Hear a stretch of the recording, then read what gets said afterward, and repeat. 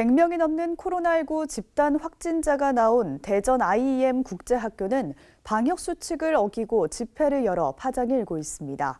IEM 선교회 설립자 마이클 조 선교사는 지난해 미국 뉴욕의 한 집회에서 자신들은 영혼을 살리는 일을 하기 때문에 집회를 절대 포기할 수 없다고 말했습니다. 이승규 기자의 보도입니다.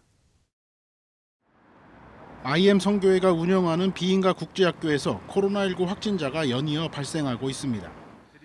허태정 대전시장은 25일 브리핑을 통해 25일 현재 대전 IEM 국제학교 관련 확진자가 127명이 나왔다며 시설을 폐쇄 조치했다고 말했습니다.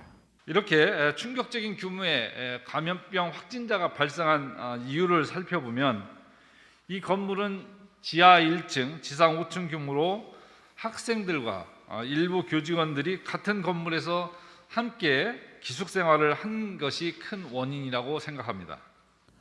대전시를 비롯한 방역 당국은 방역 수칙 위반 여부를 조사할 계획이라고 말했습니다. 이런 가운데 IEM 선교회 설립자인 마이클 조 선교사가 지난해 미국 뉴욕에서 열린 한 집회에서 방역 수칙을 어기며 집회를 강행했다고 발언해 파장이 일 것으로 보입니다.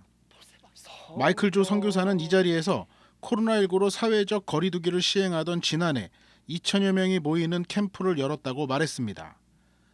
마이클 조 선교사는 지역 주민들이 21번이나 민원을 넣었고 경찰이 수도 없이 찾아왔지만 집회를 열었다고 강조했습니다. 마이클 조 선교사는 코로나19 상황에서도 사람 생명을 살리는 병원은 문을 닫지 않는 것처럼 IEM 선교의 집회는 영혼의 생명을 살리는 곳이기 때문에 멈출 수 없다고 말했습니다. 여기는 영혼의 생명을 살리는 곳입니다. 저는 절대 포기하지 못합니다. 저를 잡아가시든지 마음대로 하십시오. 그리고 저는 진행을 했습니다.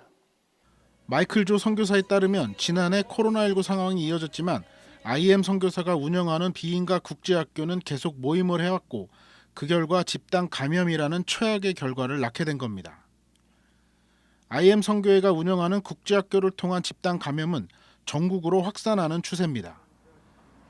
대전 IEM 국제학교 관련 확진자는 25일 현재 127명으로 집계됐고 광주 TCS 국제학교 관련 확진자도 25일 현재 24명이 나왔습니다. 경기도 용인에 있는 국제학교에서도 확진자가 발생했습니다. 서울시 역시 송파구에 있는 서울 TCS 국제학교 등 IEM 선교회가 운영하는 비인가 국제학교 2곳을 긴급 조사하겠다고 밝혔습니다. 대전 본부를 비롯해 서울과 경기도 파주, 인천 송도 등 수도권과 광주와 진주, 부산, 대구, 여수 등 전국 각지에서 24개의 국제학교를 운영하고 있습니다. 대전 등에 있는 IEM 국제학교와 광주 등에 있는 TCS 국제학교가 IEM 선교회 소속입니다. 선교회라는 이름이 붙어 있어 선교단체로 오해하지만 기독교 신앙을 바탕으로 영어를 배우는 일종의 대안학교 성격에 더 가깝습니다. IEM 선교회는 코로나19 상황에도 최근까지 전국을 돌아다니며 입학 설명회를 개최한 것으로 알려졌습니다. CBS 뉴스 이승규입니다.